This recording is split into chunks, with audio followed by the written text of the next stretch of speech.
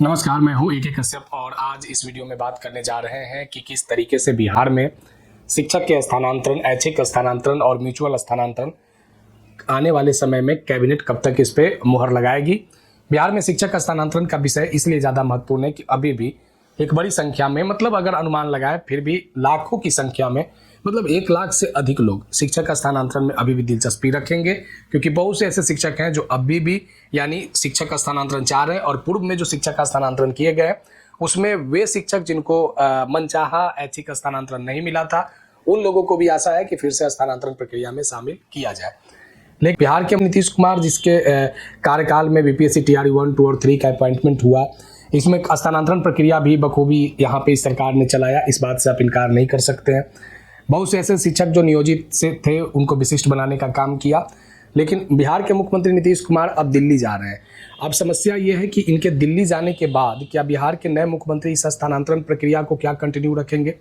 शासन सत्ता और जो सरकार जो चल रहा है, इस शासन सत्ता और सरकार में क्या ये शिक्षक के स्थानांतरण नई सरकार में क्या इतना ही दिलचस्प विषय रहेगा। इन सभी इस वीडियो में इस फैक्ट पे बात करेंगे कि कैसे आने वाले समय में म्यूचुअल स्थानांतरण, ऐच्छिक स्थानांतरण का स्कोप खुलेगा और कैबिनेट किस तरीके के नियमावली बनाकर देती है। मेरे चैनल को सब्सक्राइब करके बेल आइकन को जरूर दबा दीजिएगा। अच्छा लगेगा वीडियो तो लाइक शेयर जरूर कीजिएगा। सुझाव होगा तो आप कमेंट में लिखिएगा। बिहार में शिक्षक स्थानांतरण के विषय में जब चर्चा आता है तो बिहार के खास करके एक्सक्लूसिव टीचर और बीपीएससी से पॉइंट शिक्षकों को सबसे ज़्यादा आशा हो जाता है कि अब स्थानांतरण होगा। कई बार न्यूज के बीच में जितनी सारी चर्चाएं चल रहे हैं तो कभी कभी इन शिक्षकों का आशा टूटने भी लगता है। और लेकिन एक चीज़ अब देख सकते हैं कि इस बार जिस तरीके से बजटीय सेशन 2026 में बिहार विधानसभा या विधान परिषद में विधायक लोगों ने माननीय शिक्षा मंत्री से जिस तरीके से क्वेश्चन किया है, तो उस पर बिहार के शिक्षा मंत्री का एकदम क्लियर स्टैंड था कि बिहार में शिक्षक स्थानांतरण की प्रक्रिया हम बहुत जल्द शुरू करेंगे। यानी आने वाले समय में सरकार अगर मुख्यमंत्री के तौर पर नए मुख्यमंत्री आते भी है तो शिक्षक स्थानांतरण उनकी पहली प्राथमिकता शिक्षा विभाग के अंतर्गत प्रायोरिटी में होने चाहिए, क्योंकि बड़ी संख्या में लोग आशा सरकार से लगाए हुए हैं।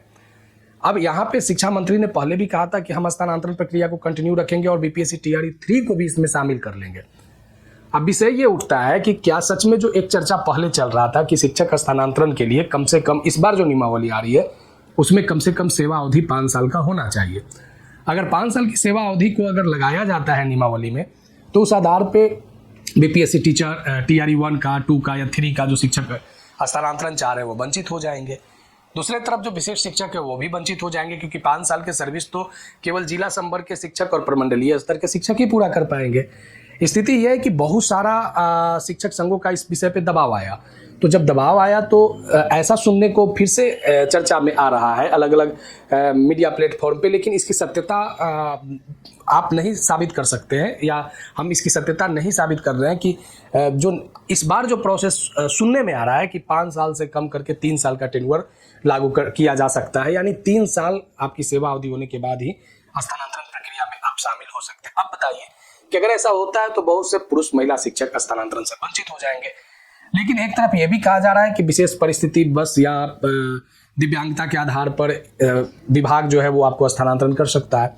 लेकिन अब स्थिति क्या है कि बिहार में बीपीएससी टीआरई 3 के 100% शिक्षक स्थानांतरण से अभी वंचित हैं। अब उनमें पुरुष और महिला शिक्षक हैं और वो स्थानांतरण चाह रहे हैं, लेकिन बिहार सरकार जिस तरीके से कहा है कि 1 साल के अंदर में हम इन लोगों का प्रोबेशन पीरियड जब समाप्त हो जाएगा तो प्रक्रिया को शुरू कर देंगे।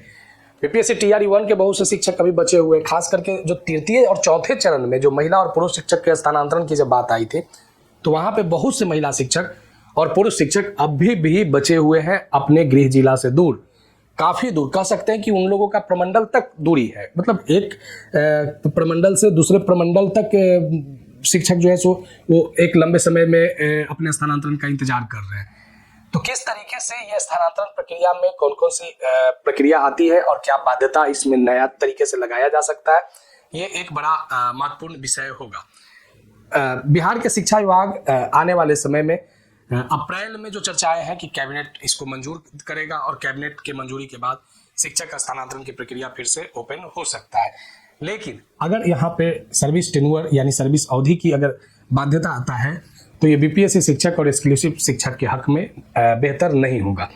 शिक्षक बाध्यता को समाप्त करके ये फिर से ऐच्छिक स्थानांतरण और म्यूचुअल स्थानांतरण, दोनों स्थानांतरण को खोला जाए ताकि ज़्यादा से ज़्यादा शिक्षक जो हैं अपने ऐच्छिक और पारस्परिक दोनों स्थानांतरण का लाभ, बेनिफिट्स उनको ससमय मिल सके और वो अपने गृह जिला के अंदर जा सके, क्योंकि उन्हीं के को पार्टनर बहुत सारे ऐसे सहयोगी, बहुत सारे ऐसे उनके साथ काम करने वाले शिक्षक जो अपने गृह जिला में स्थानांतरित हो चुके हैं। शिक्षकों के लिए स्थानांतरण की प्रक्रिया को लेकर आने वाले समय में सरकार की पहली प्रायोरिटी, विभाग की पहली प्रायोरिटी स्थानांतरण होगा, जिसमें प्राइमरी से लेकर हायर सेकेंडरी तक पुरुष और महिला शिक्षक इसमें शामिल हो सकते हैं। तो अगर अभी आप बिहार में शिक्षक हैं और अब बहुत दिन इंतजार आपको नहीं करना है, अप्रैल के मिड तक संभवतः एक नया कैबिनेट के द्वारा आपको इसका रिलेटेड नियमावली का अप्रूवल संभवतः दिख सकता है। अगर नए जुड़े हैं तो चैनल को जरूर सब्सक्राइब करके बेल आइकन को दबा दीजिएगा। वीडियो अच्छा लगेगा तो लाइक शेयर जरूर कीजिएगा। सुझाव होगा तो आप कमेंट में लिखिएगा। मिलेंगे आगे नेक्स्ट वीडियो में। धन्यवाद।